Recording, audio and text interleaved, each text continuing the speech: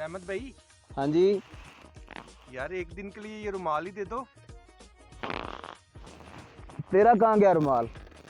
भाई तुझे पता है मेरा तो नाम ही शरीफ है। अम्मी अब्बू ने मेरा नाम शरीफ रखा है, रात को धोने के लिए डाला है। उस अच्छा। सुबह भूल गया हूँ यार। शरीफ भाई, एक बात कहूँ, अगर गुस्सा नहीं करोगे तो। तेरे भाई को गुस्सा नहीं आता?